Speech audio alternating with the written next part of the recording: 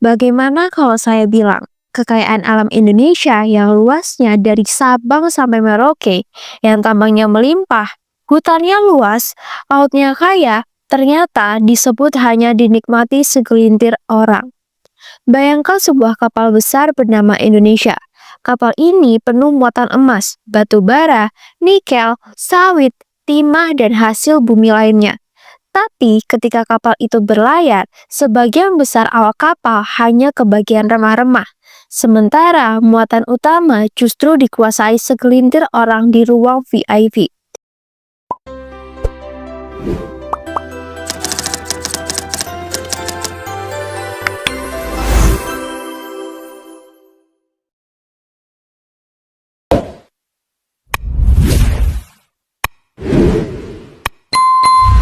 Yang baru-baru ini disampaikan oleh Menteri Pertahanan RI, Jafri Samsudin.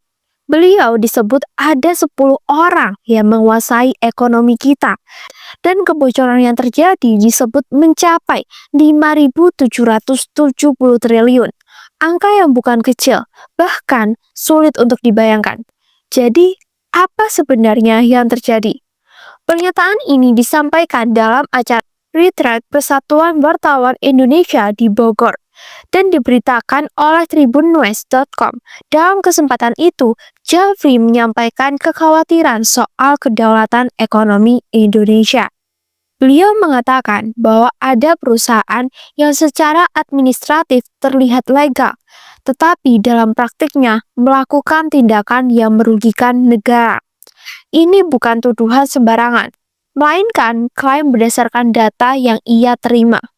Yang paling menyita perhatian adalah angka kebocoran yang disebut mencapai 5.770 triliun.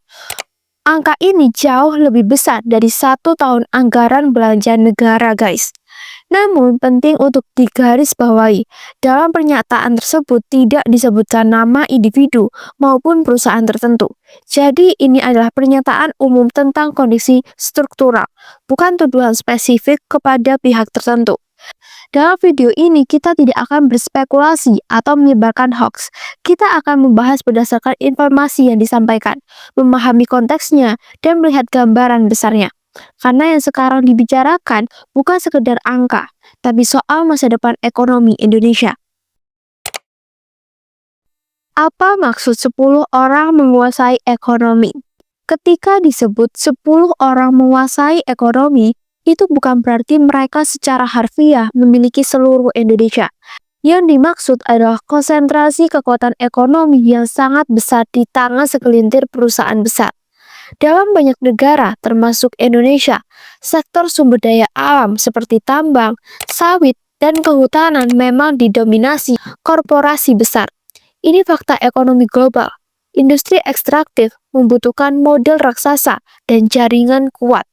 Masalah muncul ketika dominasi ini berpotensi menciptakan ketimpangan distribusi keuntungan. Ibarat sawah luas yang air irigasinya hanya mengalir ke beberapa petak saja. Jafri mengaitkan hal ini dengan kedaulatan ekonomi. Artinya ketika kontrol ekonomi terkonsentrasi, negara bisa kehilangan daya tawar dalam mengatur dan memastikan hasilnya dinikmati rakyat luas. Ini bukan isu baru. Sejak era reformasi, isu kebocoran sumber daya alam, penyelundupan, dan tambang ilegal memang sering menjadi sorotan publik dan aparat penegak hukum. Jadi, poin utama segmen ini, pernyataan tersebut berbicara soal konsentrasi kekuatan ekonomi dan potensi dampaknya terhadap kedaulatan negara. Kebocoran 5.770 triliun. Seberapa besar itu? Mari kita bicara angka. 5.770 triliun adalah angka yang sangat besar.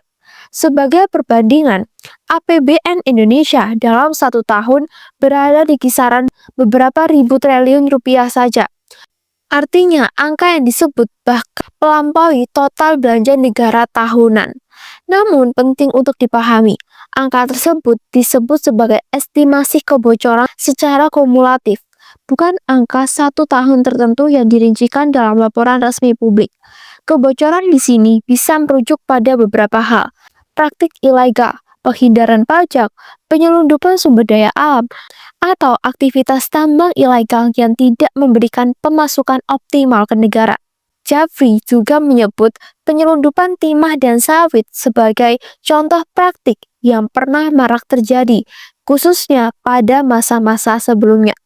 Perumpamaannya begini, kalau negara adalah ember besar, kebocoran kecil mungkin tidak terasa.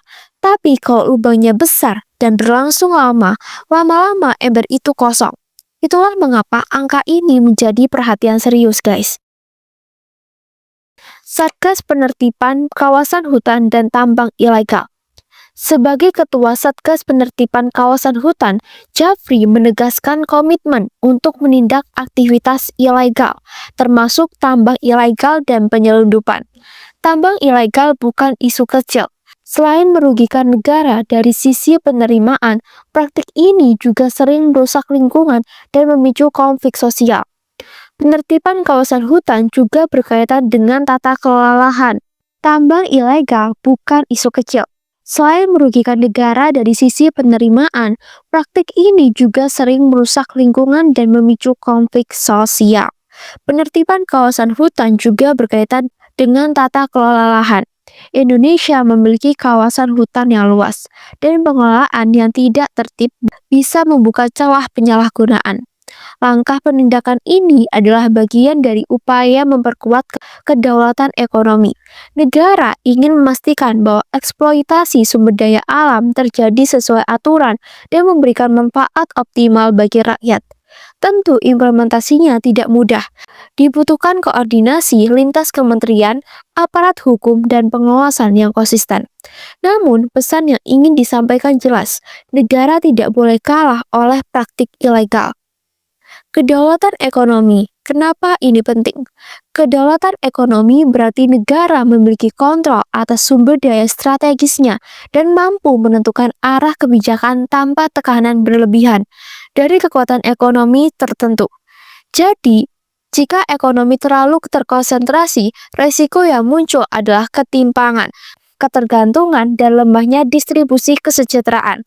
Bayangkan, sebuah pohon besar. Akar-akarnya harus menyebar luas agar pohon kokoh. Kalau akarnya hanya terkumpul di satu sisi, pohon itu mudah tumbang saat badai datang. Demikian juga soal ekonomi nasional. Ia perlu fondasi yang merata dan sistem yang transparan. Pernyataan ini juga bisa dibaca sebagai ajakan kepada seluruh elemen bangsa untuk lebih peduli terhadap tata kelola ekonomi dan sumber daya alam, guys. Karena pada akhirnya nih, kekayaan alam Indonesia adalah milik seluruh rakyat, bukan hanya kelompok tertentu. Apa dampaknya bagi masyarakat? Pertanyaan paling penting, apa artinya semua ini bagi kita? Jika kebocoran bisa ditekan dan tata kelola diperbaiki, potensi manfaatnya sangat besar. Pembangunan infrastruktur lebih cepat, pendidikan lebih berkualitas, layanan kesehatan lebih merata. Sebaliknya, jika kebocoran terus terjadi, negara kehilangan ruang fiskal untuk membiayai program kesejahteraan. Isu ini bukan sekedar elit versus elit. Ini tentang bagaimana hasil tambang, sawit, dan sumber daya lainnya benar-benar kembali ke rakyat. Tentu, masyarakat juga perlu bersikap kritis. Pernyataan pejabat publik harus dikawal dengan transparansi dan tindak lanjut yang jelas, karena perubahan nyata bukan hanya soal pernyataan, tapi soal implementasi. Transparansi, data, dan tantangan pembuktian. Dalam isu sebesar ini, satu hal yang paling krusial adalah transparansi data. Ketika seorang pejabat negara menyebut angka kebocoran hingga 5.770 triliun, ada konsentrasi ekonomi pada segelintir pihak.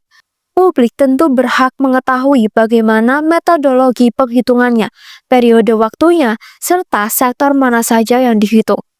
Transparansi bukan untuk menyerang siapapun, melainkan untuk memastikan diskusi berjalan berdasarkan fakta yang terverifikasi. Di sisi lain, isu kebocoran sumber daya alam memang seringkali sulit dibuktikan secara terbuka karena melibatkan jaringan bisnis yang kompleks, rantai pasok lintas negara, serta celah regulasi yang rumit. Banyak praktik yang secara administratif tampak sah, namun secara substansi merugikan negara. Disinilah peran audit, penegak hukum, dan lembaga pengawasan menjadi sangat penting, guys. Tantangan berikutnya adalah membedakan antara praktik ilegal murni dan kelemahan sistem tata kelola. Tidak semua kebocoran berarti tindak pidana langsung.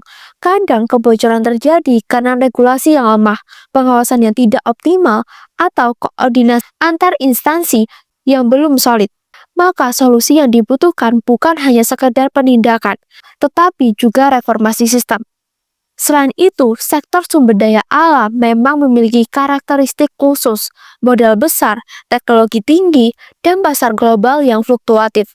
Negara harus menyeimbangkan antara menarik investasi dan menjaga kepentingan nasional. Jika terlalu longgar, potensi kebocoran membesar. Jika terlalu kaku, investasi bisa terhambat. Keseimbangan ini tidak mudah, tetapi harus dikelola dengan cermat. Publik juga perlu memahami bahwa angka besar seperti triliunan rupiah seringkali merupakan estimasi potensi kerugian atau kebocoran dalam periode panjang, bukan uang tunai yang hilang dalam satu waktu. Oleh karena itu, penting bagi masyarakat untuk tidak langsung menyimpulkan tanpa konteks.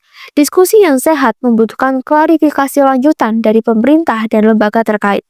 Kedepan yang paling ditunggu bukan hanya retorika, melainkan langkah konkret, audit terbuka, penindakan tegas terhadap pelanggaran, perbaikan regulasi, serta laporan berkala kepada publik.